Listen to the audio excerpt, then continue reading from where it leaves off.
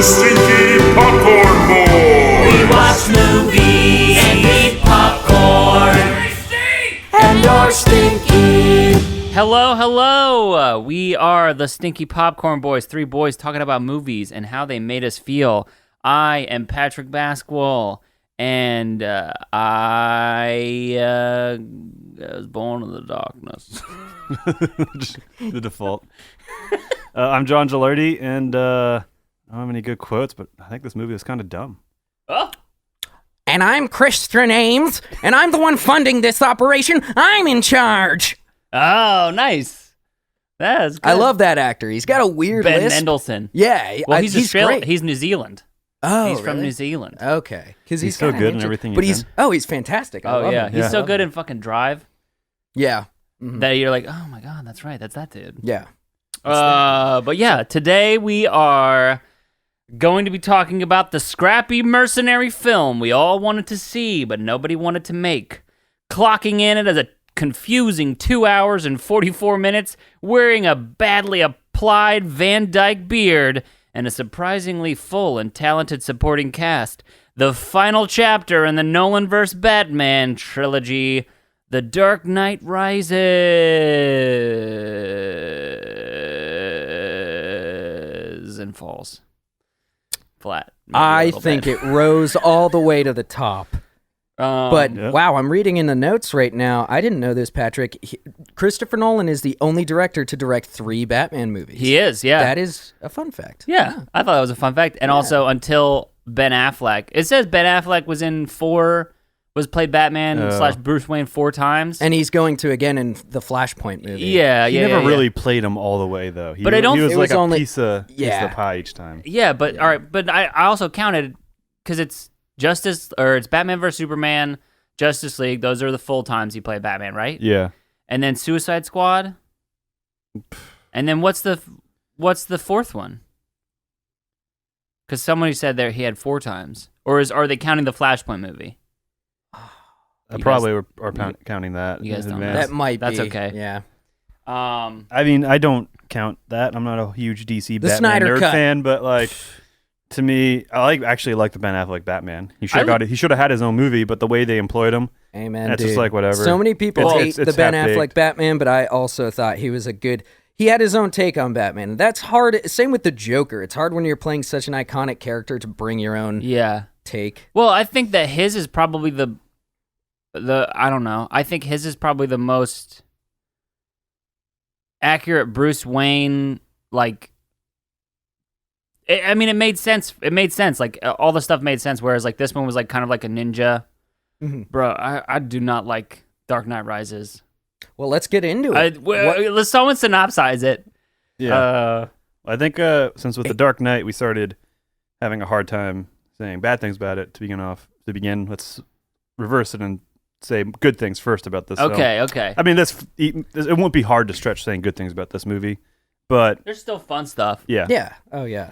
And obviously, first and foremost, Tom Hardy, who is good in literally everything. You get the synopsis first. The synopsis, yes. For those the uninitiated. Yes, for the uninitiated. Was that a- Oh, Synopsis- right off the dude, bat. did you not know that? That's a quote. Dude, That's just how I everybody speak. has seen The Dark Knight Rises. For the uninitiated. For the uninitiated, but we are initiated, aren't we, Bruce? So, 8 years have passed since the events of The Dark Knight, and the effects of the Joker's wrath still resonate within Bruce Wayne, who has hung up his cape and cowl, and now a mercenary by the name of Bane has come to Gotham to take over and give the citizens back their city, and to finish Ra's al Ghul's work, or Ra's al Ghul, but in this universe it's Ra's al Ghul. So right off the So- bat here. Yeah. Yeah, Beat me to it. our I tagline for just- the Nolan verse. Right off the bat. Yeah. So good things about this. Good things this about movie this film. movie. Okay, I'll go down. I mean, the performances were good, I guess, and the cast were good. Looking back in recent memory, or like in my head, I don't particularly like Anne Hathaway, but I liked her in this. Even Joseph Gordon-Levitt, I liked his role in it, as he performed it. You know, Alfred's great. I mean, the cast is great, and that was definitely a positive, and it balances it enough with the performance and the actors being on screen. It doesn't balance it well in the storytelling and the way they're employed, but technically speaking, yeah, I liked it, I guess. Picture now that I try to picture this movie, because that's what I love about it, especially like I was saying, Tom Hardy's Bane is just so captivating. I sometimes I'm bored and I look up Bane quotes because I just love not only his performance but the effect of his voice. It just sounds like hollow. It's so and fun. it is, and I know a lot of people shit on it and make fun of it like they do with Christian Bale's Batman. Born in voice. it, raised in it. Yeah, but by the time I saw the light, I was a man, and it was blinding. Yeah, blinding. He sounds like a mad scientist, but he has the traps of like a WrestleMania god. He's a very interesting. Such a man piece. Yeah. I have like a whole section, or throughout my notes, I have a whole section on his height versus the people's height in scenes that he's in. Because Tom he's Hardy, a pretty short dude, right? Yeah, he's like 5'10". He's 5'9". He's 5'9"? He's like my size. Dude, I could beat up Tom Hardy. Well, so I don't think that's true. No, I know. Tom Hardy would break my back. When you're a kid, you think age and height are the things that like, oh, I'm older than them, I can beat them up. Oh, I'm taller than them, I can beat them up. Yeah. And even like, I thought you're taller, that means you're older. Yeah. Like, Yeah. I thought height was a gauge of age. That is definitely one of those things that you're like, but you're so tall. How are you only my age? Especially in movies too. Like, I actually read an interview with Tom Hardy a while ago that that fight scene on the steps. That I think that was the first time he met Christian Bale in the bat suit, and Christian Bale's taller than him, and he said he was like terrified of Christian Bale because he just looked so intimidating. How tall do you think Christian Bale is? I He's feel not like we've that already... tall either. Okay. Probably I think 5'11". He's like, 5'11". He's guess. 6 foot. He's 6 foot, he's 6 foot 1. Okay. And then Daggett, there's a scene, and the reason that I looked this up is because there's a scene where Daggett, Ben Mendelsohn, like Bane is towering over him. Yeah, where he he's puts like, his "Do you hand- really feel in charge?" That's my I favorite. fucking love it, and I love it that favorite he's shot. just like resting his hand just on his puts it- face. oh He's just my like, God. "You feel in charge." Oh, so And good. but Ben Mendelsohn is 5'11", and so That's so funny they put 'cause him on he like looks like he's a head taller. they than put him on is. like a full apple box and Yeah. just shot it. It makes me. I mean, I guess we're watching in the background, but I'm gonna definitely pay attention to that next time. Yeah. But here's my cool shit. Is the fucking Batman coming back in the bat where they've gotten cornered in the alleyway, and like the lights just come on and it's like you're like, or Batman like just coming back and like they're like, oh, don't shoot him, Rook, you're in for a treat tonight. Yeah. That's just like.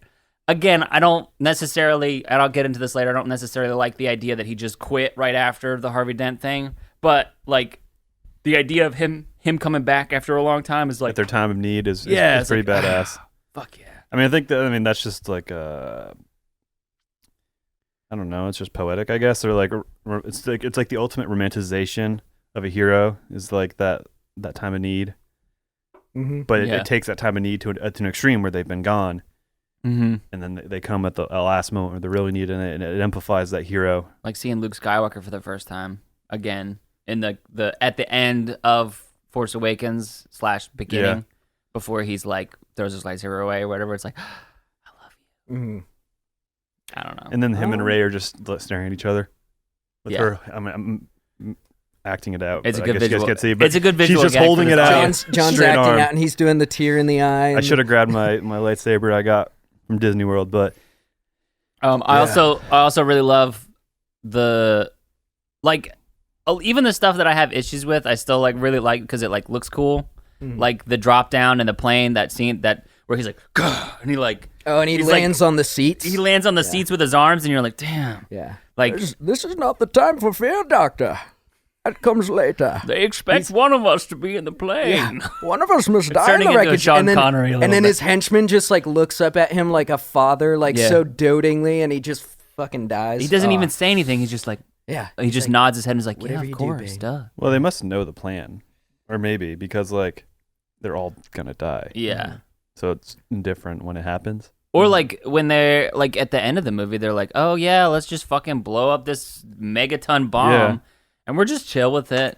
Also, why? Hold on, we're talking about good stuff. Okay, I know. I just realized like Another good Wow. thing I really liked Stupid. is the kind of parallel, at least I saw kind of a parallel between Bane and Batman looking at his Batcave versus the sewer that Bane is in. And also like thinking Batman could have become a Bane if he was driven to that point, but instead he became broken and just living in his house, became a hermit essentially. But Yeah. imagine, I feel like it's not totally unrealistic for Batman to have become a Bane because essentially, I'm not a terrorist. I'm a liberator.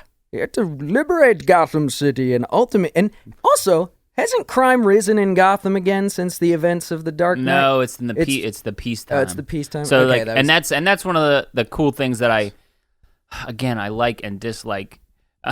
I'm sorry, but the Jim Gordon's arc where it's like he's still looking for war, which is like very like in line with like just the way like he came up in war, and it's like, hey, listen, bud, we got rid of you won. But you can't keep looking for war. And he's still like, there's crazy people out there. Shaking my face because it felt cool. Gary Oldman. Yeah. And then also the Bane fight in the sewer is so fucking cool. Yeah. When he's punching his head. Yeah. It's like, He breaks him. also, the sound design in that scene is so perfect because even when Batman is throwing punches, even when Bane's not talking, his volume is so low and it makes him feel so weak. He's like, and then Bane's like, oh, the darkness. And even though he's mumbling under his breath, it's so loud and powerful, especially in the theater. You really feel that. And then when he's punching his head and Batman's just like bashing against the pavement. Yeah, that's a great scene. That's a good note. That's definitely something that I felt subconsciously because they like essentially cut out, like the music cuts out. Like, and that's like one of the things, like the music cuts out and then you just like. Just water dripping and then tink, tink, and he's like, oh, thank you for joining us this evening. I have a wonderful meal prepared for you. Going to smash you over the head and break you like an egg and then fry you up and break your back and suck out the bone marrow. And I'll present it to you with some thyme and a nice gravy. Dude, Bane is an excellent chef. And He's a culinary master. Definitely the highlight of this. And I mean, only this performance could rival the Joker's in terms of quotability and being repeated and being iconic. Yeah. And obviously, it's just second the Joker because that's the way it is. But it's overshadowed, I think. I think it would have been, again, it's hard to say, like, but I think it would have been amplified by the Joker, where you essentially. That was something I want to bring up. It's like, okay, how does he fit in? We can get into that. I mean, I think that because again, you have. I think the Joker could. I'm getting way ahead. Sorry. No. Well, I have so many ideas, and again, for how the Joker could have been employed. How the Joker could have been important or could have played in, where it's like, essentially in my like pitch of it, I have like the Joker gets freed along with the prisoners and stuff like that, and kind of creates his own little sort of faction area, and then he helps break Batman out, and then like stabs him and leaves him. And he's like, no, we've got to have everybody on the playing field. Yeah, I think that could be. I like that. And then the lawful evil of Bane is like he like somehow the Joker fucks up Bane's plan, and like in the crux of it, Bane is like gonna beat the shit out of the Joker and kill him, and Batman is like, no, don't beat the shit out of him. And then Joseph Gordon-Levitt's character is like has a gun on the Joker and is like, no, don't kill him. Then we're just as evil as they, or something like that. And then Bane which leaves him open. And then Bane gets in there and kills the Joker. And Batman's like, no, I was supposed to kill him, but also I'm not supposed to. I love that idea of the 4-way fight going down. Yeah. Because then they're like, then it's like you have the lawful evil, you have the Batman, you have Bane, which is like the full League of Shadows, Ra's al Ghul. You have pure chaos, and then you have like the lawful good, or I don't know. Yeah, lawful good, and then I guess Batman would be lawful vigilante. He would be the Batman. Yeah, he's the Batman. Yeah, but again, you have like all three of those different ways fighting for John Blake, aka Robin, aka the Red Hood, or whatever in this case. Yeah. My the one that popped into my head, it just popped in my head, so it's not super thought out, but it's something that it plays with the idea that the Batman and Joker, they coexist for each other, and they kind of get off from that back and forth. And I think somewhere, like, the Joker does get freed when the prisons are open, but I think he wants Gotham to survive because that's just his existence. He has fun with it. So somehow he comes around and kind of stalls or creates enough chaos to mess up Bane's plan. So in a way, he's kind of an anti-hero where he helps out Batman, and there's a moment of understanding or something where they come together, which is the ultimate fan service, right? But I think that could be interesting because the idea of them having a relationship as these two kind of symbiotic things in Gotham, the city, I think would be fun to play with. Especially if, like, all right, so playing out your idea a little bit is like if Bane freed Joker and Joker's like, yeah, I'm all on board, dude. Like, I love the energy you've created here. Let's go forward with it. Let me be your, like, top lieutenant and do some, like, battle planning and stuff for you. And Bane's like, okay, I guess so. And so then Joker, like, is like, hey, he frees Batman or, like, helps him get out or, like, helps him out to kind of, like, stall Bane. And, or maybe he's helping the Resistance, like, with John Blake and Jim Gordon before Batman. Like, he kind of takes Batman's place, but he's, like, doing it from the inside. Yeah. And then they all still hate him. He's just like, he's like, I'm your only chance. You gotta come with me. So it's like still a opportunity. Exactly. They're reluctant, but I like that. Yeah. Like he's just playing all the cards. And then he, like, frees Batman, and then he's like, oh, I'm so glad you're around.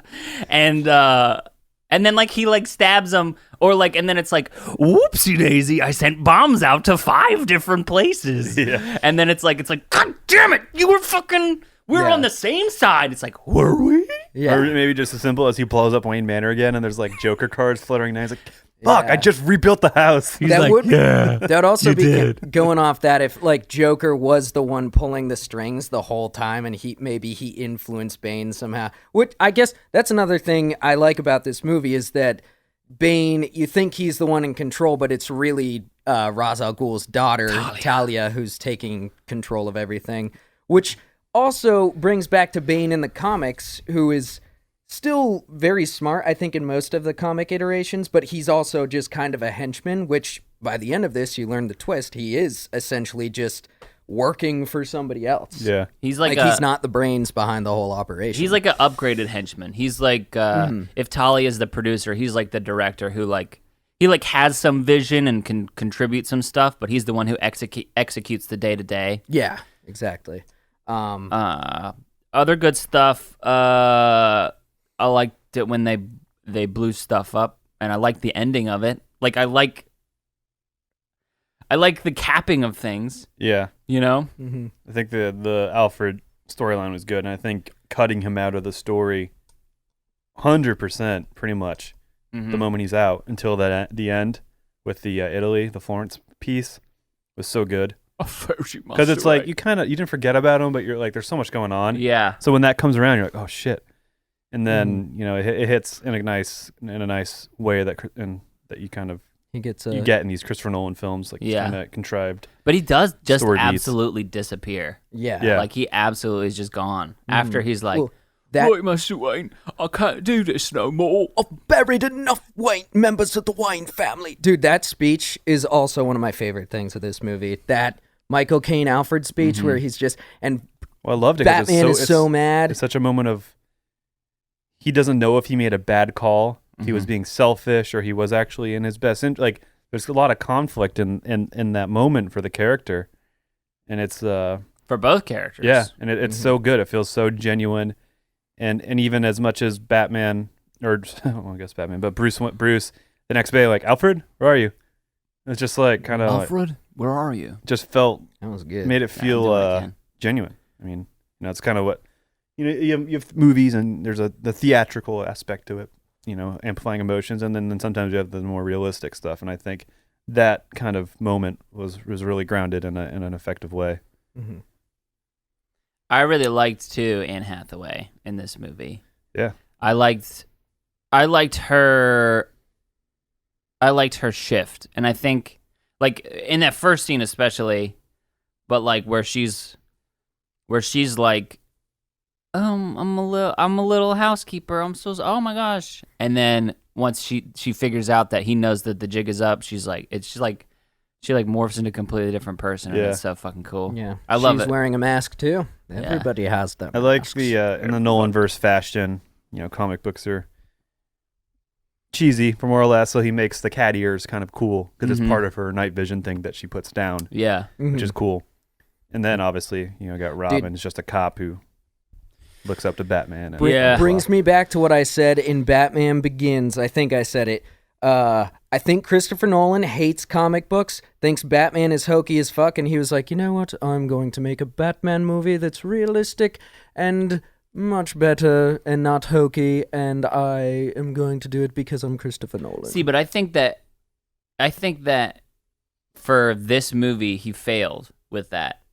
Like, I think that the storyline that he put out was so cartoony and so comic booky that like his attempt to like ground it and like put it not in a cartoony universe, like it made it kind of come undone a little bit for me. Whereas like where everything, and I think part of it is, and we're sort of getting into like, I didn't like this movie here, but it's like part of it is like the time jumps that we had.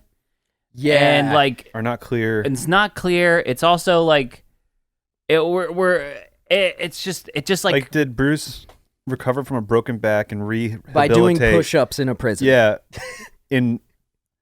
I know. So it was 45 days. The bomb had to go, right? Yeah. And so Bruce is in. or 5 months. They had it said 5 months was Okay. the I mean, that's a decay little bit period. more, I guess, realistic. But still- air quotes. But still, he had to rehabilitate a broken back, build all his muscle back. with no medical No like weights, equipment. And no, then- no and- protein shakes, and no then steroids. and then travel from somewhere in Eastern That's Europe, actually I guess. a good point. Like, what kind of fucking like? Well, in where, the and then how comics- did they get him there? How did they get out? How did he get back in? Well, I mean, I think the shorthand or whatever is the Yeah. fact that he got back with like 12 hours to go or something like that. Also, just But- a little side note: in the comics, Batman is on steroids because, like, that's like they reference that at some point. So I'm sure in the lore of this, just with how strong he is, he probably does take steroids. If you're gonna go out and fight crime, I would assume. I mean, that would make sense why his cartilage is broken down. Yeah, there we go. Because doesn't that help break down some of your joint tissue a little bit? I think I don't so. know enough about, like, again, if you use it over time, especially if you're doing it with, I don't know enough about steroids. Hey, someone who knows a lot about steroids, let us know us up. the realistic use of Batman steroids. And also tell me where I can get some. yeah, Silk Road on the dark web.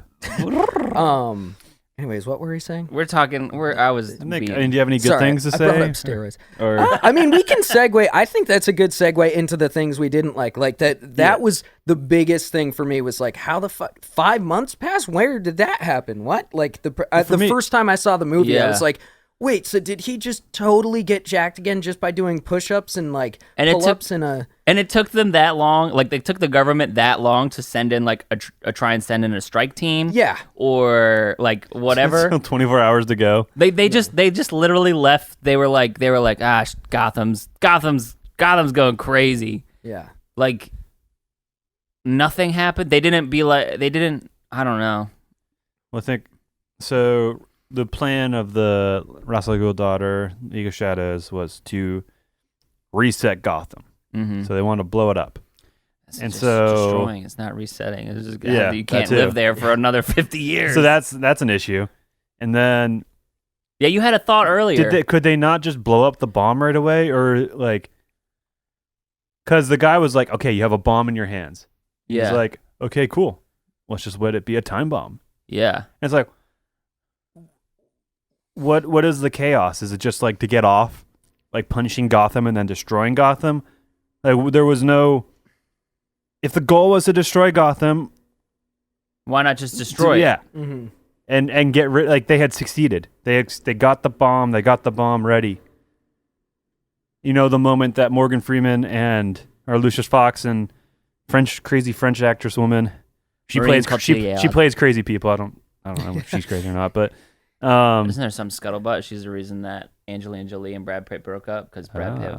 Like I'm sure they were already on the rocks, but I'm pretty sure that they maybe hooked up on the set of Allies or Allied. Ooh. That's sexy. Drama. I love celebrity drama. I don't know. But what was I saying? Sorry, bud. She's crazy. She's crazy. Bomb. They went Oh down yeah, to at that the- moment, she that could have been the moment where they're like, okay, fuck this, boom, boom, boom, because the only person in there was Morgan Freeman, the board member, Yeah. to prevent Which was like anything. a weird, like they have it hand coded. Like, why do they have it hand coded? I mean, I guess I understand it, but also like, why would I want these board members to have any sort of access to this high technology stuff? You know? Yeah.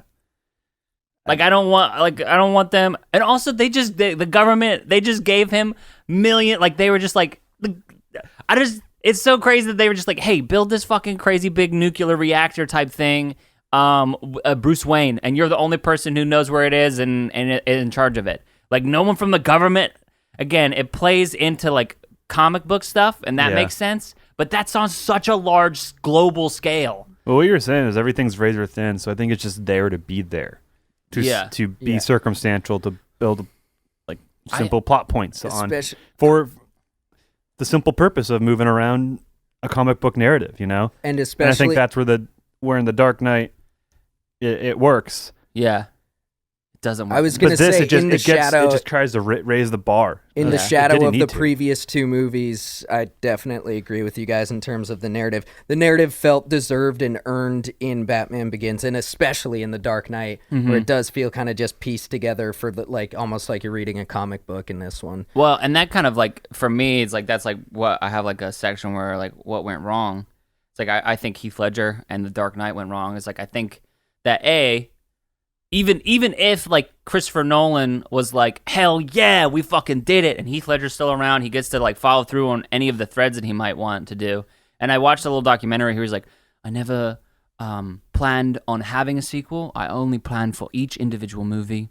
And it's like, yeah, that's awesome. That's great. But I think that took like Heath Ledger's death, the massive success of The Dark Knight, and like the emotional toll of bringing your like dead friends, collaborators, like great work. And on the top of that, it being an incredibly tight, fucking good miniseries in a movie. Yeah.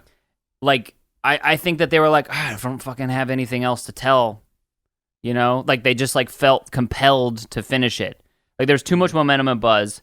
And I don't think that Christopher Nolan wanted to make this movie. I feel like he said he needed to. Like, he's like, we owe it to Batman and we owe it to Heath to finish this thing out. But Yeah. I'll be the studio exec, and you're Christopher Nolan. All right, Chris, we want you to make a third Dark Knight movie. Now, here's the thing. We can tie it back in. We bring back Ra's al Ghul. Now, in the comics, Yes. Batman falls in I love did kill him. with I did Talia kill al him. Ghul. You Okay. have her be the bad guy. All And then, right. yo, Phil, Talia. name me another Batman villain. all right. Phil, Well, I like Phil, to do my give me own another Batman kind of- villain. Bane. Yeah, let's throw Ah. Bane in there. And Chris, Well, isn't he the one who Chris, has you're gonna make this poison movie flowing through his veins to make him very, very yeah, strong? make it realistic. You did it with the Joker. okay. Let's do it, and we'll call it the Dark Knight. Phil, give me something. Rises. Dark Knight Rises. Boom. Well, okay. Make it. All right. End of meeting. Slams door. Wait, so why is Bane powerful? Because the movie alludes to him being this boy that could climb out of this prison that no man could. But it's not. And that's like, oh shit, so that's why he's a super dope, strong dude. But then he's not. But then he's just a... But why is he so fucking strong? So, Is that all like, right, here's... in terms of this movie's canon? Like, in what terms is, of this movie's canon, have you ever taken painkillers and gotten in a fight? No. No. Have you? No, I haven't. was But like, whoa. I know friends that's like there was people that I knew in high school, they would like take painkillers, go to parties and get into fights just because you can't feel anything, so you just fucking wreck shit. So that's part of it because there was like so some that sort of it's plague. suppressing the pain? Yeah, that's a Okay. pain suppressant. It's a Dude, I just thought of something. Go. In The Mask is the same fear toxin, not the toxin, not the scare. Ooh. Now listen to this. Okay. So, you know, when you have to make the jump to get out of the cave, if you have the rope, you're not as afraid of falling because you're going to get caught on the rope. So Yeah. when Batman and Talia made the jump, they didn't have the rope. So they were afraid. They made the jump because they were afraid of falling. That's what makes you fear make of the death. jump. The fear is what drives him to fight. and when he loses the fear, he sees the world for what it is. Or- Essentially, it's his drug. Let's say this. Okay, it's like an opioid and the fear toxin, and maybe like the fear toxin is like a stimulant kind of, but like so he's got no feeling. He's also fueled by like fear and rage, and then maybe there's like some sort of like added stimulant, like a steroid or something like that. Like Mm. something. What's it? Not Adderall. creatine or like Adderall. What's the one that you take like pre-workout? Like that man's just huffing pre-workout all day. It's mostly just like what is it? It's mostly caffeine, but there's also I know what you're talking There's about. other stuff in it too. Yeah, like I think there's creatine in it. Nitric nitrogen oxide. or something. Yeah. Nitrous? Nitrous. Yeah, nitrous, dude. Was it Nox? Or Nos? Nos. Yeah. Yeah. Yeah, but I also do kind of like that we never find out explicitly what is in the mask. And when the guy says, like, what if I were to take that mask off you? He just says, it would be very painful. Oh, yeah, he does. Do you think that's Does he like, say that? I think he I does. did. It would be very is that like painful. just like Christopher Nolan getting off the ambiguity of like Joker's origin and all that, and just like, I'm gonna do that again. I'm gonna I make don't an know. I think ambiguous- I really don't think. I think that origin he was just villain. like, yeah, here it is. Like I was like, I think counter to what you was like, where it's like the studio. I think they were like, yes, please make another one, please, please, please. That made so much money. But I think that he was also like, I have to finish it. I have to finish it. I have to finish it my way. I have to finish it what I wanted to. And like he like shat it out and it was like, here it is. Yeah. I included everything, but I do think it's still better than Rise of Skywalker because Oh, yeah. because it's his, Yeah. you know? Mm-hmm. Like even in its like shittiness, as much as I think, it's still more enjoyable because it actually follows through on all the threads, even Yeah. if it Yeah, does it in definitely. a bad way. Oh, yeah, and clearly I was doing my facetious studio director bit, but I personally loved how Talia was brought back into it, how you even see Liam Neeson, he has a vision of him in the prison. I really liked that. Brought it full circle for me. I like those beats at least. Yeah. Liam Neeson's. But Liam Neeson's. I mean, yeah, and if we're comparing it in terms of trilogies, way better than Rise of Skywalker. yeah, God, what a... I'm so disappointed. It's gonna take me a while to get over that. I mean, I don't think you'll ever get over it, honestly, Yeah. bud. Cause I mean, it was like- because it lives forever. Like Yeah. it's like it lives forever, just the same way with fucking Game of Thrones. I was thinking about that. That was too much Ugh. in a year or a year and a half, whatever it was, of things I loved and a lot of people. But like, I guess least speaking end. personally, like, Yeah. because like when I nerd out, I go deep. I read all the companion novels. I get the books that explain everything and the lore. I mean, I listened through the 45-hour history of the Targaryen family, part 1. So I listen to the next 45 hours when that comes out.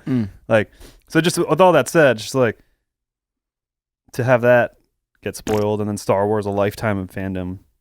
Just like, I don't know. Well, that kind of like leads me to And it's not from choices, like directorial choices. I guess they're like taking a character a certain direction, like Luke was in the second film. It was just fucking stupid movie. yeah. I mean, if I you think- enjoyed it, great. I'm not going to say you're stupid if you enjoyed it, Yeah. but I'm going to say that the movie is fucking stupid.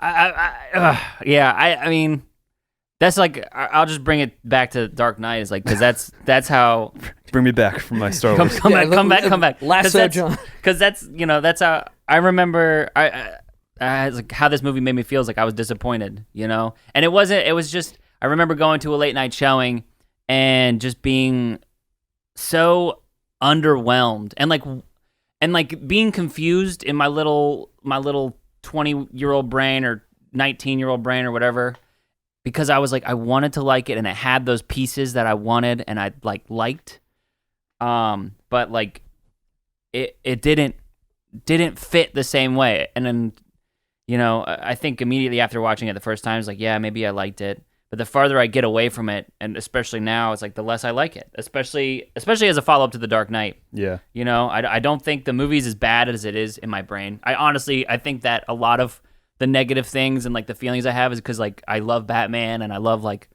what could have been.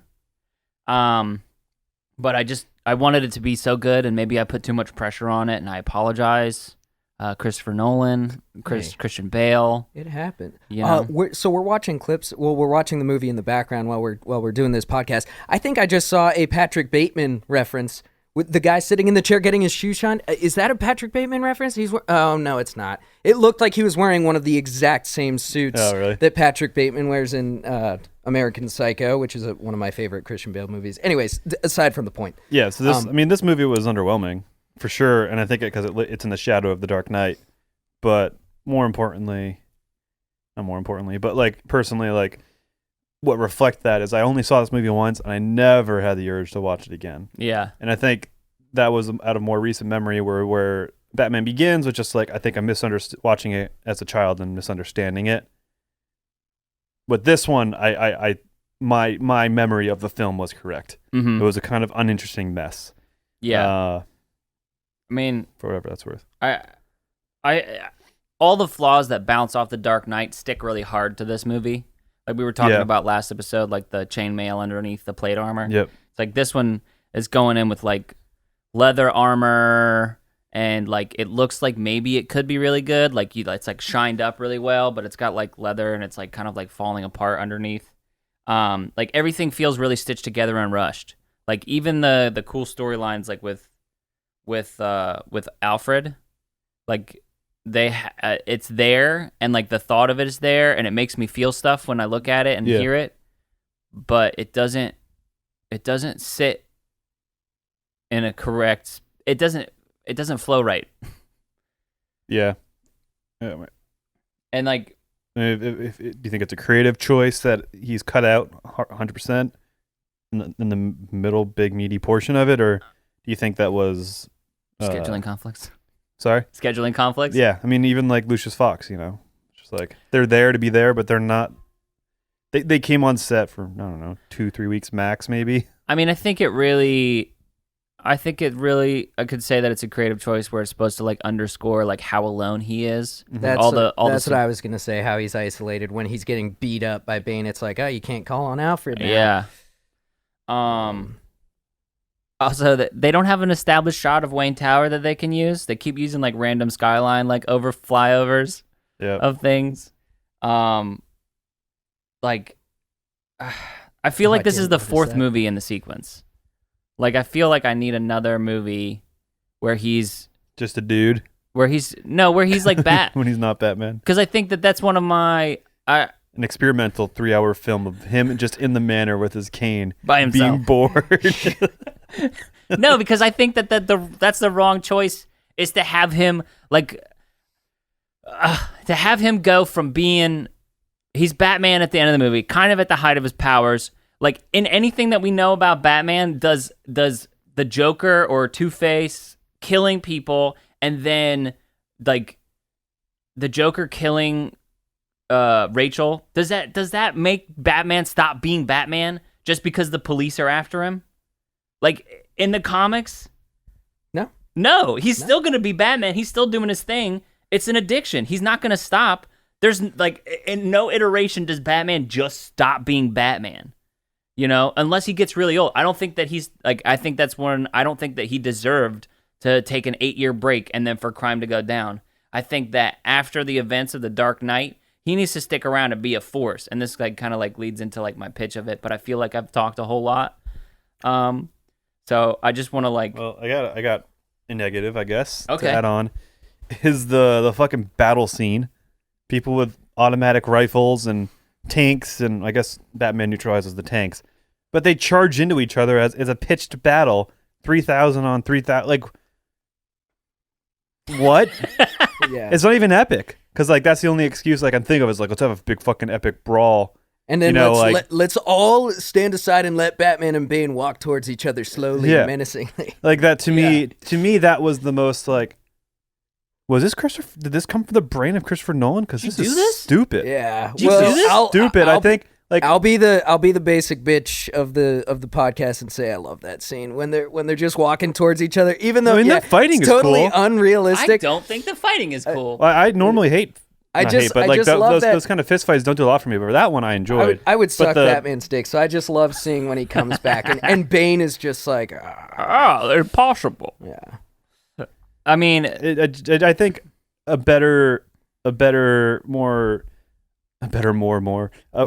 more effective way of communicating that would have been to have like gunshots rattling out through the city and like kind of skirmishes and just this sense that the whole city's like The whole city's underway. fighting. Yeah. It's all falling apart instead of this weird Lord of the Rings ending. Yeah, You know? it really was. It's like the Black Gates. It really is. It's a lot like the Black Gates. It would have been nice to see another just one-on-one fight with Bane and Batman again. Which instead. you don't need that setup to set up.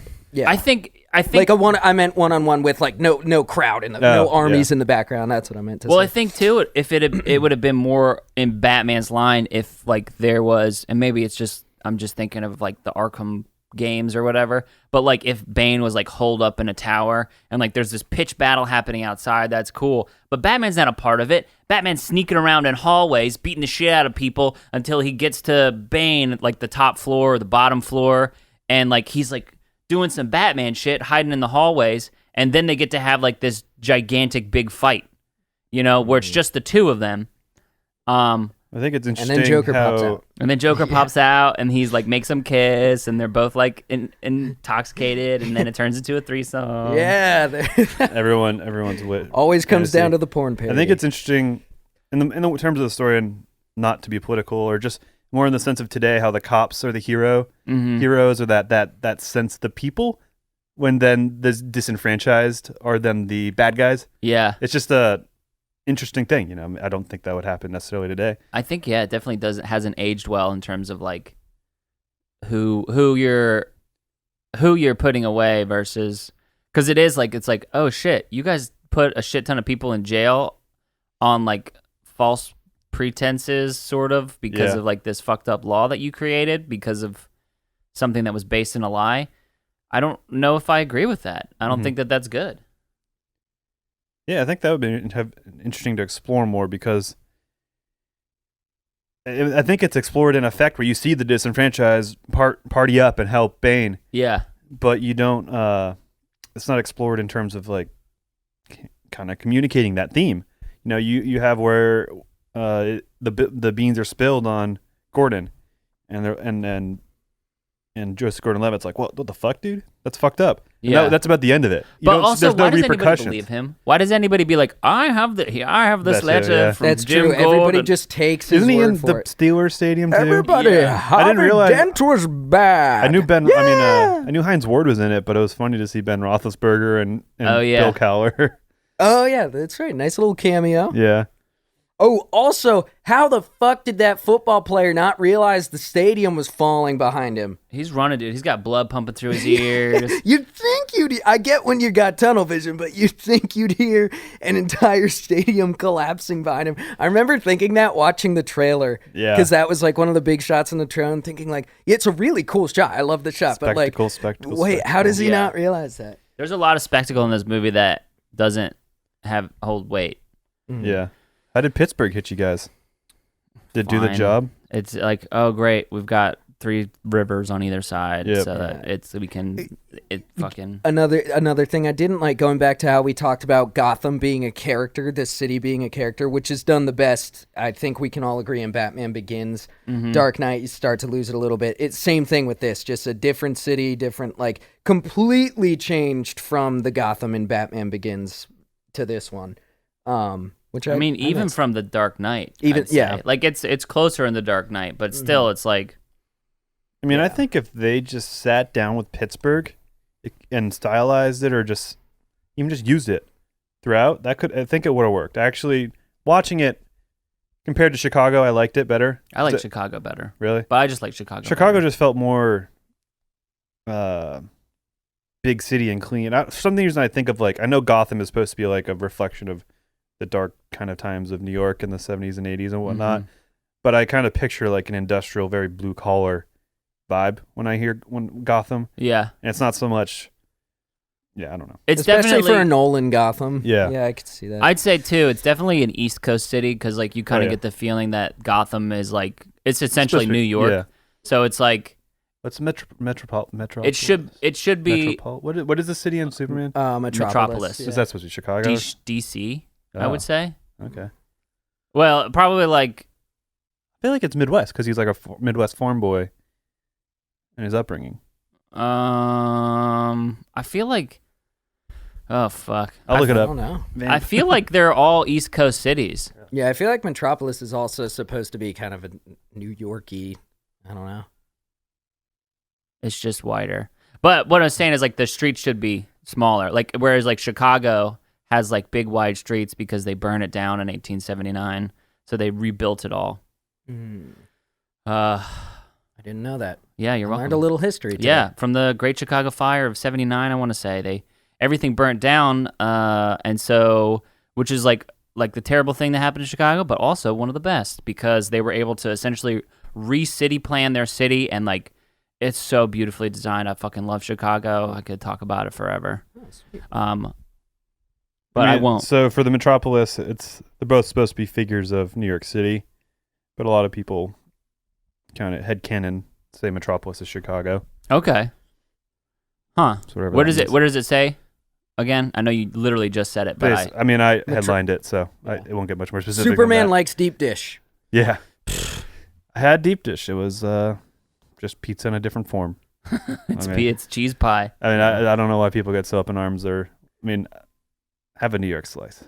Yeah, it's a good stuff. New York's the best. There's too many speeches in this movie too. Like I feel like every other scene is a speech scene. Do you think that's like some pretentiousness trying to one up his previous film that hit it so perfect? Well, think that's like a reach kind of thing. Or there's a reach definitely issue? and I didn't see it. I didn't see it until like the very end this time, because maybe I'm a little bit smarter or well versed in stuff now. But like, there's a lot of like Tale of Two Cities, Dickensian.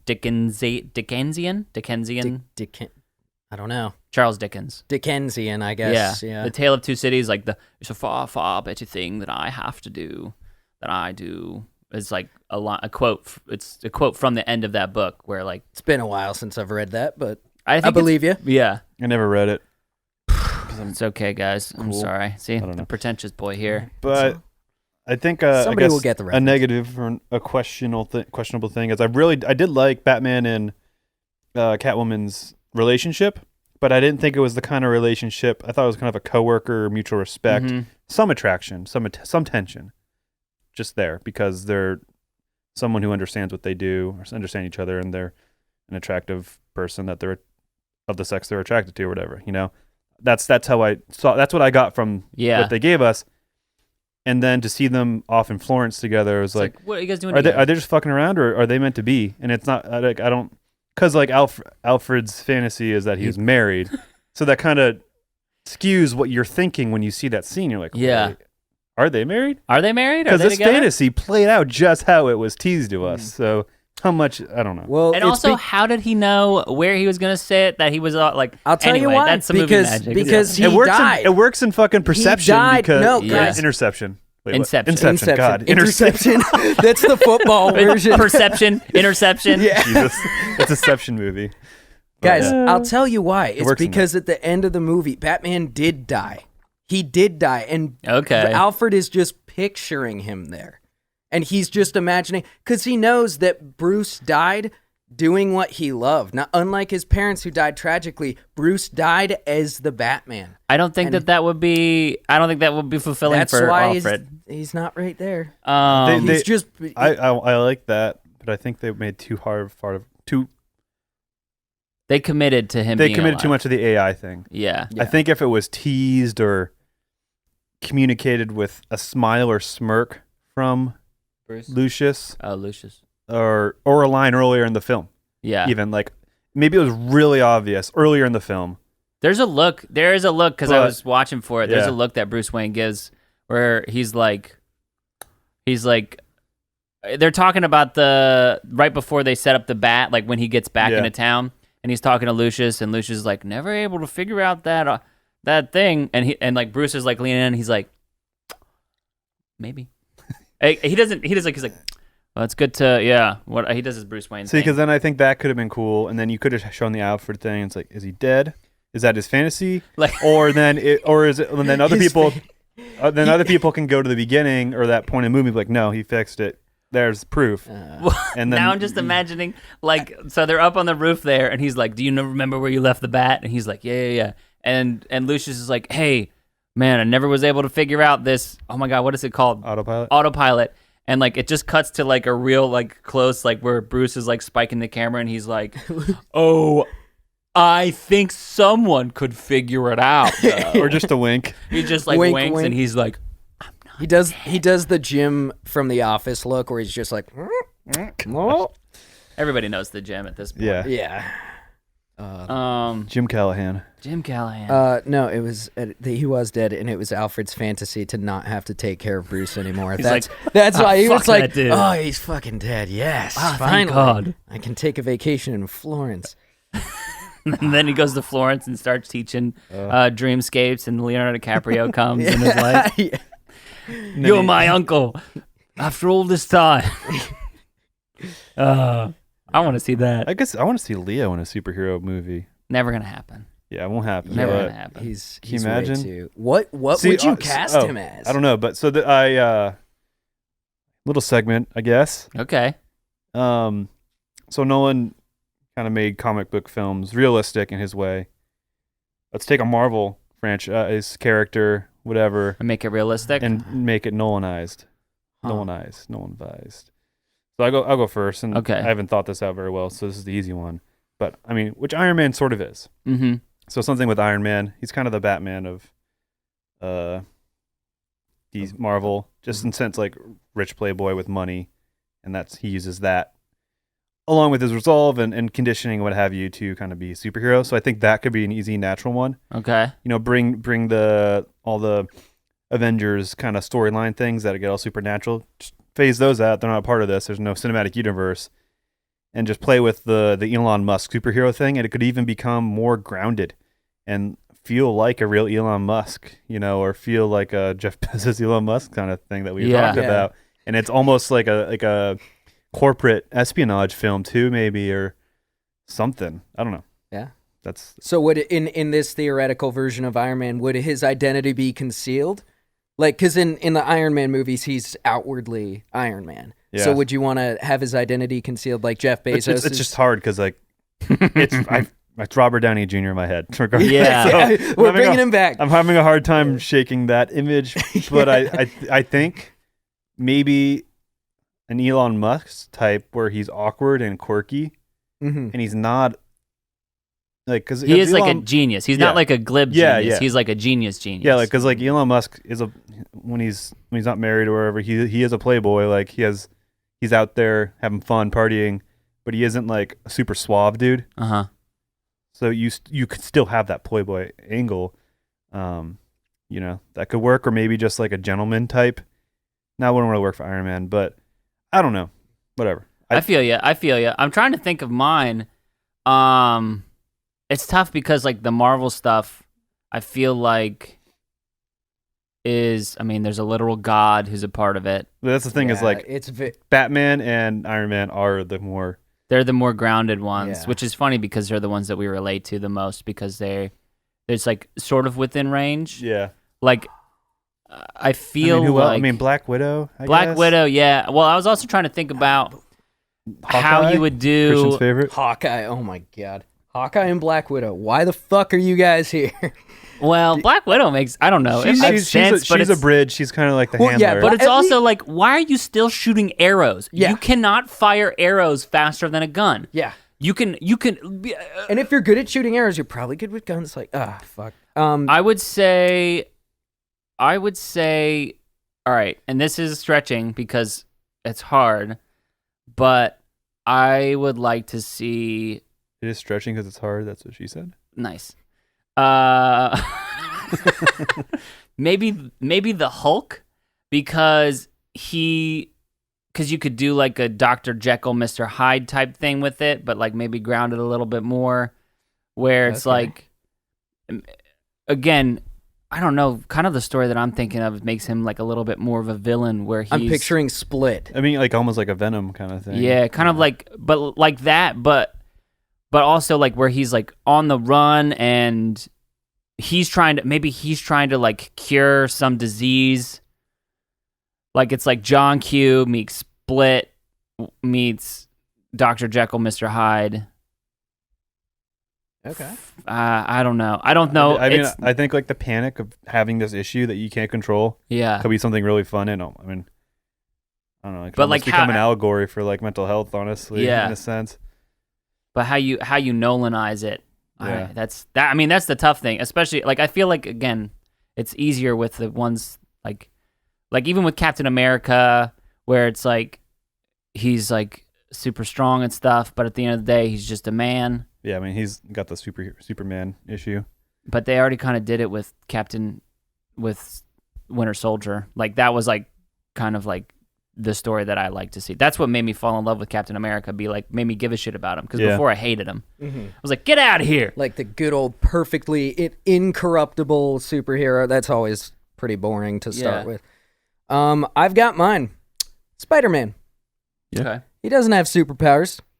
He's Peter Parker. He's a kid at high school. He gets bullied and picked on, and then he gets bitten by a spider, and he thinks he's developing superpowers, Oh, but he's shit. really just a serial killer, and he traps people in fake webs and slits their throats. Oh my god. And that's the movie. That's a is little bit of a twist, but Well, I that love could it. be like, was it Brightburn? What was that movie? Brightburn. Yeah. Brightburn, yeah. I was also thinking originally I thought Man Spider, where he gets bitten by a spider, but he turns into like a fly type movie where he's half man, half spider, but that's not realistic. So I decided to make him a serial killer instead.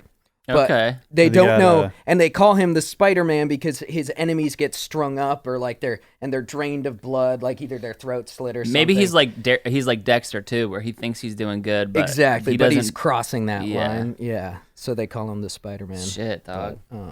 Kick-Ass 2. Kick a very an even darker take. Fun movies. You thought superhero movies could be dark?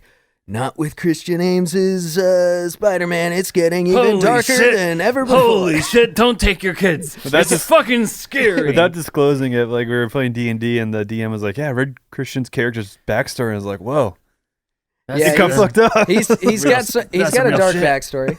I like dark backstories. but but your character's so light. it's to hide the pain. Exactly. Here's my weird shit. I have some weird shit from. I mean, I have From a the lot movie? of stuff from the movie. Why hoods? Why are they in hoods? And why do they take them so long to take the hoods off the hostages once they're in the plane? Oh, in the very plane, in the yeah. very beginning. Yeah. Just a set piece. So it's just like it's Yeah. a set piece for set piece's sake. I think. Tom Hardy's short is my other second thing. As We're looking at the scene right now where he's standing over Ben Mendelsohn. Like I Apple Box. I don't want to like. I just feel like they had to do so much trickery that I've lost how big he was. You know, like how big he was supposed to be, which is fine because I guess maybe he like you're playing with like the mental imagery of like, oh, he's big, oh, he's small, oh, he's big, I or, like him or- big. But I want him to be huge. I want him to be scary. Yeah. You know, like he can be smart as all fuck, but that's the thing. It's like you can get as swole and as yoked as you want. But if you're not 6'4" like The Rock, you're never gonna look 6'4" next to somebody else. exactly. You know, Exactly. Wait, who's The Rock playing? You got Black Black Adam, Oh, Black right. Adam. who is like an anti-hero in the Shazam universe, I think. Yeah. Yeah. Time is a really shitty thing in this movie. Yep. Bane gets dispatched super easily with no like. She just blasts him with the fucking motorcycle. Oh yeah, that felt like so she's the one that takes him out. Good. Okay. You'll have to imagine the flames. Why is Catwoman's friend there at all? Like, why is she there? Yeah, I was always like, what is this going toward? Yeah. What are we adding to here? Also, I said my thing about him just stopping being Batman. I don't buy it. I don't like it. And then Matthew Modine's weird character arc, like all the like weird little characters that don't like. Matthew Modine is the guy who's like The new the new detective the guy new, or new captain or something. Yeah. Commissioner. Commissioner. I think well, I would counter the why you don't buy him stopping yeah. thing. I think it sets up he stopped because to make Harvey Dent a martyr and a Yeah. symbol, and then he stepped aside, and I think it just made his comeback more no. powerful, and then and it made the I don't know. I Guess get- it was just that nerd fan service. I think that it Yeah. helped deliver on very I- effectively. I get it. but I also don't like it. Yeah. I don't think that it does what it wants to do. I think that it's like, fuck, we don't know how to transition from this great movie we made. He just stopped, and then we're doing this cool thing now. I just love how he runs away in the end of the Dark Knight, because it's like, it's not epic, because like what's his name? This is I'm talking about the last movie, The Dark Knight. Gordon's like giving this speech, like he's not the hero, blah blah blah, and like this epic speech, and he's just like, oh, he's just running away. He just took a big spill, guys. And he got shot. I know, but it's funny. It's still funny. Yeah. When he's like running through the crates, right? You just see him like hobbling. He's just like he's backless. You just see a silhouette like hobbling around. Well, thankfully they finish on the shot of him on the motorcycle, which is a dope shot. Yeah. He loves his cut to black. I love it. Yeah. Do you guys want to hear my pitch before we kind of wind things down? Let's do it. Yeah. Or just Yeah. How much time we got? Right an hour, I thought. Okay, cool. I'll just give you a quick taste. Okay. All right. It starts with John Blake. He's like essentially doing a thing, and Who's John Blake again? John Blake is Robin. Oh, okay. It starts with him. He's doing a thing. They're like, he's finishing up a big case, and he's like on a thing, and it's like, wow. And like whatever we find out at the end of this big, like it's a big shootout or something like that, and maybe he does something that's like cool, that's like indicates that he would be cool later. Like he's like, oh shit, this is some like low-key Batman shit. Like he like busts through a wall or something like that, and you're like, wow, damn, that guy's pretty cool. And like maybe you think it's Batman, and it's just him being a cop. And then he gets like kind of immediately from that, they're like, you know what? Like Matthew Modina's like, hey, that's over the top. You're going over the line. And then Gary Oldman's like, you know what? I love it. He's a detective now, despite what you say. And it's like, whew. Then we kind of like set up Gordon's arc, and like we like go ahead and set up John Blake as something that we need to pay attention to a little bit more. Then we like go to the party, and that's all like pretty much the same thing. I have like things written out, but we don't have to get into it. I'm just doing like the little pitch. But essentially, Selena Kyle is there for like one thing, but she accidentally finds out that Bruce is Batman. And so that's like, she's like kind of like figuring something out. She's getting that, and then she figures out that Bruce is Batman, and like leads to a little like tension with them for that way. And then Bane's plan, it all happens on one day, essentially. Like we skip through, there's other stuff that happens, but Bane's plan essentially all happens on one day, where it's like he kidnaps Alfred, he zeroes out Wayne Enterprises, and then like they've already had like an interaction, but like all that stuff happens in one day, like the morning. And then he's like, if you want to make things right, you know what to do. And like they like set up this thing, and then they also broadcast like security footage of Harvey Dent killing people that like same morning. So like just him like in the bar where he's like shooting the guy in the face. Yeah. Which like immediately calls into question. There's like actual evidence Much that better he did way it. of showing, Like they can't show him at the thing. And maybe there's other stuff too where like Harvey Dent was like shooting people elsewhere. But they're like, hey, this is the man that they put you in jail for? Yeah. And so then, you know, he essentially like he beats the shit out of Batman, and they broadcast it, and he breaks his back live. And then as soon as he like drops Batman onto his back, then he's like, he lets him roll down. He's like, light it up. And then they blow up the city. So like the city is blown up, Batman's back is broken, and then that's like the end of part 1. So that's like my little pitch for it. Damn. I'm not going to tell you the rest. Like I want to know the end. Oh, well, I don't. So, and then it kind of like goes into, and then it kind of goes into like kind of the same thing where Batman's sequestered and he's like set up somewhere, but it's just him and the nuclear physicist, so they can have like kind of like this little, like in Iron Man. Yeah, that's what I was like. A little powwow. They have like a little powwow where he's like, I didn't want to create something that's evil, but I did. And Batman is like, I'm Bruce Wayne. And so like they kind of like help each other, but it's just the two of them, and it's like within the Gotham City limits, but it's just like a hole like in the ground. So you can have the same thing, because it's like, what's the biggest fucking terrible thing? It's hope. So you can have time pass, but essentially John Blake finds, like, because there's been this like, they unleashed all of Batman's armory and stuff. And so before this, I had like, there's a couple different things. Obviously, I'm not writing a Batman movie, so I didn't really like work it out. But it's like either he's disappeared, or he is like addicted to being Batman, which leads into a thing. So he's got like a bunch of different suits, a la Iron Man, and like he's like progressed. And so that way, like when he goes back at the end, he has to do his Dark Knight suit or his Batman Begins suit because that's all it left. But in the meantime, like John Blake has like taken and fashioned kind of like a Red Hood outfit, and they're leading like a little resistance as like Bane is like taking over the city. I didn't really solve for like the big blowing up thing because again, I'm not actually writing it. I'm just like, Ideas. these would be better. There's a way to flesh it out, I'm sure. But yeah, and then so it essentially is like, he's being Red Hoodie. Joker breaks him out, and they kind of like have their thing where he's like, I'm working on the inside. And then it like builds and builds and builds, and then Joker backstabs Bane. Bane comes after Joker. Batman has to protect Joker. Joker then takes advantage of Batman. And then they have that like big fight where it's like Joker's like, you're gonna have to choose, And then he's like, no, I don't. And he like pushes them both off or something. I don't know. I don't know how it ends, but it's like it ends with sets up the them pieces. coming together essentially and having a big. I like the idea of it.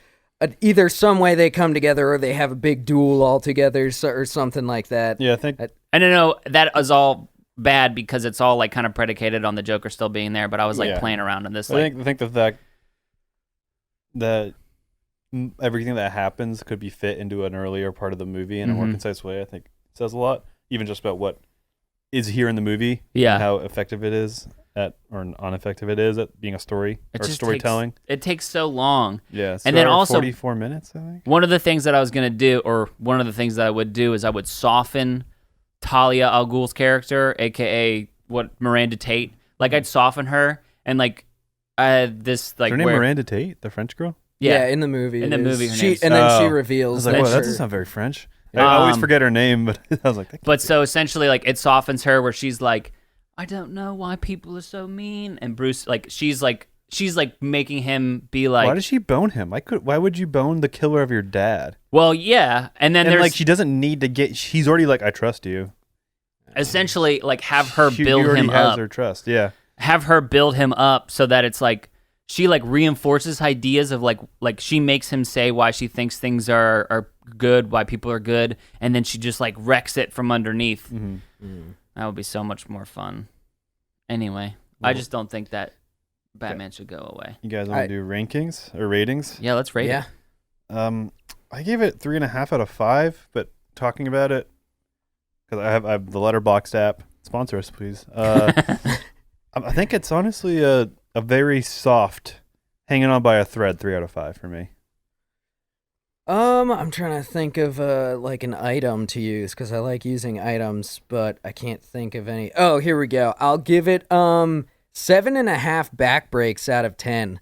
I still really enjoyed this movie. I think it's definitely the weakest out of the 3. I agree with a lot of the criticisms that you guys have, but I still love this movie. And like we were saying in the beginning, I think for me, the cast holds it together. Yeah. Like if the story of this movie played out with even like a half decent cast or a mediocre cast, it would fall apart. But the cast is just fucking amazing. So yeah, and Christopher Nolan, of course.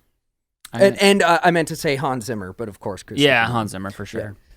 Yeah. I'm gonna give it, because we've talked about it. Originally, I gave it a 2 out of 5, but I'll give it a 2.5 out of 5 hurricanes, because I'd need 5 hurricanes to make it through this movie and like it, but I'd only make it through 2 I was going to say, hurricanes. why hurricanes? But also, a storm is coming, Mr. Wayne. You better batten down the hatches. Well, that's a line that she says. Yeah, it A is. storm You better batten down the hatches. So I guess in terms of what I've been watching lately, And what have you been watching? I listened on audiobook Harry Potter book 1 and 2. Watched the first film. That was fun. I mean, it's Harry Potter. It's fun to always go back in. And then I watched Enter the Dragon. Ooh. With Bruce Lee. And That's like from like the 70s or something, yeah. right? And I've seen the 90s Mortal Kombat movie. I was like, oh, I see where they got a lot of their inspiration from. Yeah. Oh. And it's just a fun, goofy movie. It's definitely, it's a fun ride. It's interesting. I didn't like love it. 3 out of 5 stars for me, but it was fun. It was something different, Yeah. and I got to actually see a Bruce Lee film and kind of see what he was all about because I never good. actually had. That's good stuff. Yeah.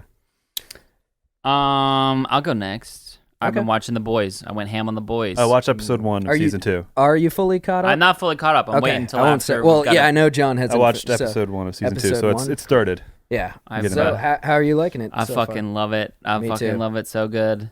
Did you wait? So you haven't finished season 1 yet? I haven't finished season 2 yet. Oh, okay. I'm- well, then I could just say I've only seen episode 1 of 2. But I love when he's in the playground. Oh, you little shits! Like he's so fucking washed up that he's on a playground Yeah. or no, at a water park shitting on kids. Oh my god. Oh wait, so you've seen season 2? Episode 1. Okay. Episode 1 of season 2. Yeah. Okay, good. Yeah. I was just worried that because I was texting about season 1 with you guys, Oh, and yeah, I was worried that I was like ruining it now. No. Like in retrospect, I was like, oh god. Season 1 twice. One of which really closely because I scrubbed for footage Uh huh. for a music video. Yeah, so I got yeah, to see yeah. it very intimately. Yeah. And the special effects, I mean, most of the time for anything, don't hold up frame by frame. It was pretty interesting to see. Yeah. Oh yeah, like the blood splatters and stuff. Yeah. Yeah. I watched because I wanted to see how bad it was, and I didn't really watch it. I put it on in the background. But I got HBO Max and I saw the Green Lantern. Oh, and yeah. I was like, because this movie gets shit on relentlessly, especially by Ryan Reynolds. Yeah. So I watched it just in the background while I was working on music. So I even had at least one headphone in most of the time. And at first I was like, okay, it's a movie. And then, man, Blake Lively and Ryan Reynolds' chemistry is so bad. And they're married. Yeah. I think that was the movie where they met. Which is hilarious because they're super in love and they have a very cute relationship on social media. And their chemistry sucks and the story just kind of happens. Like, you think this movie's kind of pieced together. That movie is just like, what? And I was looking up the character origins of, like, the bad guys in the Green Lantern because there is some cool stuff in, like, the Green Lantern mythos. Yeah. And they just botched it so bad, which I think obviously upset the comic book fans. But it was a fun ride, and the special effects of the mask on Ryan Reynolds' face are garbage. Yeah. And I honestly had kind of fun just having it on. Did you just recently watch I it? watched the first like 30 minutes of it, like okay. while I was on like vacation, and I was like, man, this is very bad.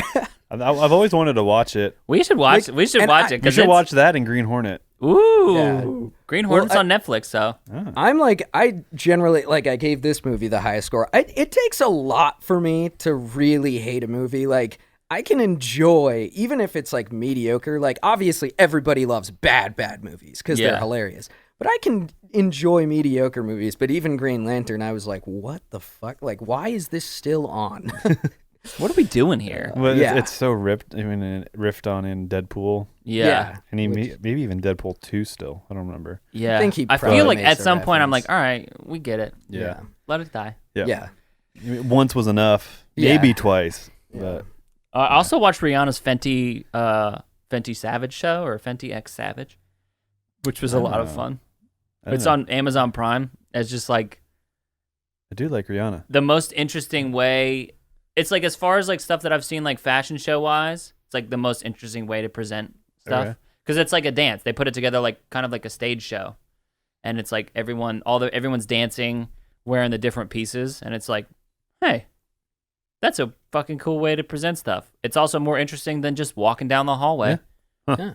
Interesting. I always like watching the Victoria's Secret thing. That's interesting and Butts. fun. Yeah. Boobs and butts. Butts and boobs.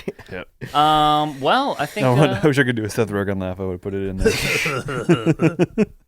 Well, yeah, I think that's about it for us, guys. Hit Well, us now up. it's spooky time. So Yeah. next week we got a spooky movie. We haven't figured it out yet, but it's We'll get figure it out. something good. Yeah. It won't be Green Lantern, Green Hornet. probably be Hereditary at some point. Yeah. Oh, for sure. Maybe that can be the dessert. Babadook. Let us know what we should watch Yeah. that's scary. Tell Yeah. us the scary stuff that you want to see. Yeah. Someone said The Conjuring or Conjuring 2 or something. Those are good Ooh, ones. Yeah, it's a film tier. But yeah, hit us up on Twitter at the Stinky Podcast. Tell us what you think we should watch next. Which scary one? Pitch us your little sexy movie. Tell us how you think my Dark Knight Rises pitch was, or if you want to hear the breakdown beat by beat, I got 6 pages of it so far. If you ask for it, I will give you more. I will spend way too much time figuring Storyboard it it out. too. I want to hear it. Yeah. I wanna hear it all. And I do really want to hear people's ideas for movies too. Yeah. Like, oh Please man. do. I just think that'd be Yes. fun. What would be your better way of telling the story? Yeah. If Heath Ledger and the Joker were in the next film, how would that have been told? So And give us a segment of a script, and we'll read out the characters. Oh, yeah. We're ready, dude. Do it, Yeah. please. And rate and review the Stinky Podcast wherever the fuck you listen to it. All right. And as they say in Gotham, I was born in the darkness. Let the games begin. Let the games. Oh, it's spooky times. Ooh,